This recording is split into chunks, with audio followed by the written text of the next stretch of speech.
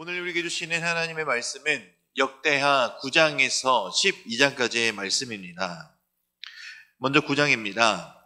9장은 솔로몬의 통치를 중심적으로 다룬 내용의 종결 부분으로 해당하는 장으로 절정에 달한 솔로몬 왕의 지혜와 더불어 왕궁의 부와 영광을 요약적으로 다루고 있습니다. 이 장은 크게 두 이야기가 다루어지는데 먼저 1절에서 12절에서는 스바 여왕이 솔로몬을 찾아오는 이야기가 기록되어 있고 13장에서 31절까지는 솔로몬의 번영과 죽음의 이야기를 다루게 됩니다. 솔로몬을 찾아온 스바 여왕은 솔로몬의 지혜의 탁월함과 모든 소문의 진실됨을 경험하자 8절에서 언급하는 것 같이 이런 복의 근원이 되시는 하나님을 찬양하게 됩니다.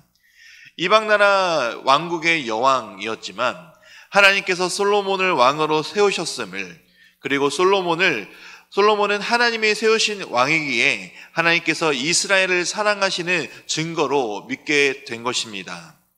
두 번째 이야기에서 솔로몬의 부귀와 지혜 그리고 영광을 총체적으로 묘사함으로 솔로몬 이야기에 대한 마지막 피날레를 장식하게 됩니다. 무엇보다 솔로몬이 가질 수 있었던 모든 것은 하나님의 약속의 성취임을 보여줍니다. 9장에서는 솔로몬의 영화와 그의 위대한 통치가 기록되어 있지만 이것을 통해 강조하는 것은 지혜와 영광과 영화와 그의 위대한 통치, 모든 것의 근본은 하나님이다라는 사실입니다.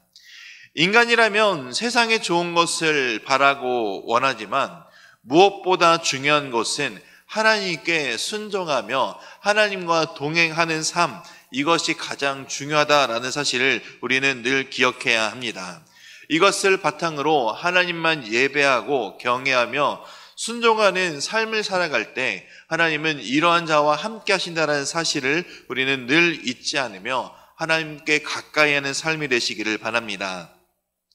10장에서 12장까지입니다.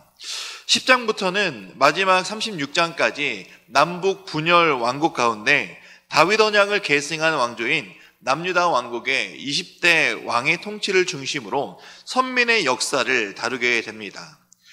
이 부분에 속하는 역대하 10장에서 12장은 이스라엘의 통일 왕정이 분열되는 정황과 솔로몬의 아들 르호보암의 통치에 대해서 기록되어 있습니다. 역대기에 기록된 대로 이를 구분하면 10장 1절에서 19절은 통일 왕국의 분열에 대해서, 또 11장 1절에서 23절은 르호보암 왕의 통치의 역사에 대해서, 그리고 12장 1절에서 16절은 하나님을 저버린 르호보암에 대해서 구분된 내용이 전개되고 있습니다. 우리나라에도 경상도와 전라도와 같은 지역 갈등이 심한 것처럼 이스라엘도 유다 지파와 비유다 지파에서 발생하는 지역 갈등이 심했었습니다. 솔로몬은 철저한 유다 중심 정책을 펼치며 세금과 부역 등을 차별하는 정책을 펼쳐 북쪽을 중심으로 하는 비유다 지파 사람들의 원성을 사게 되었습니다. 이것이 결국 왕국의 분열의 원인이 되었죠. 여로보암은 에브라임 지파 스레다 사람으로 솔로몬이 밀로를 건축할 때 감독으로 있다가 솔로몬의 학정에 반기를 드는 바람에 애굽으로 쫓겨났고 솔로몬이 죽은 뒤에 다시 북이스라엘로 돌아오게 되었습니다. 여로보암은 르호보암에게 선대왕인 솔로몬이 실시한 강제 노역과 무거운 세금들을 경감시켜 주기를 바랬지만 르호보암은 지혜로운 나이 든 신하들이 아닌 강정책을 주장하는 젊은 신하들의 의견을 받아들이며 결국 이 왕국은 남유다와 북이스라엘로 나눠지게 되었습니다. 중요한 것은 르호보암이 여로보암의 제안을 받았을 때부터 그는 하나님께 나아갈 생각을 하지 않았다라는 것입니다.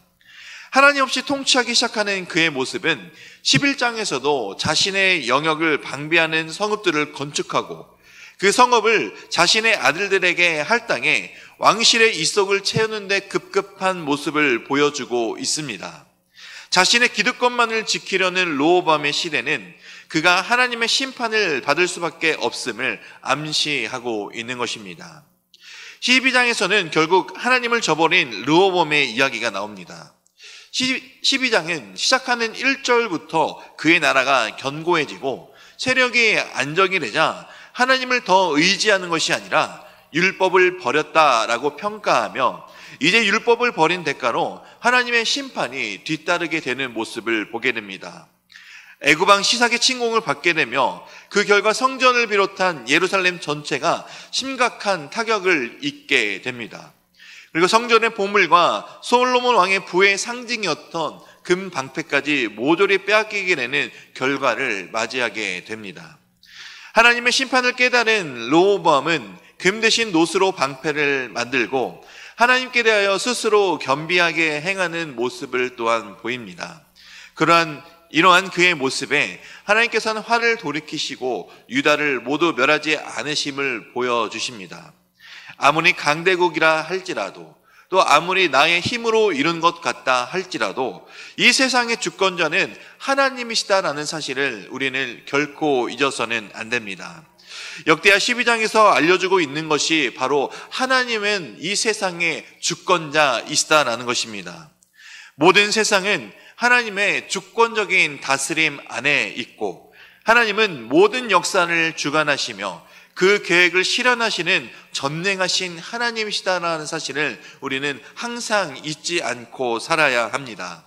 우리가 이 하나님을 기억하고 살아갈 때 나의 삶을 통치하시고 주관하시는 분 역시 하나님이시다라는 사실을 늘 기억함으로 하나님과 동행하며 하나님께 물으며 모든 것을 하나님만 바라보며 살아가는 인생이 되어야 합니다. 이제 말씀을 듣겠습니다. 역대하 9장에서 12장까지의 말씀을 경청하실 때 우리에게 주시는 하나님의 음성을 들으시기 바랍니다. 주의 말씀은 내 발의 등이요 내 길의 빛이니이다. 아멘.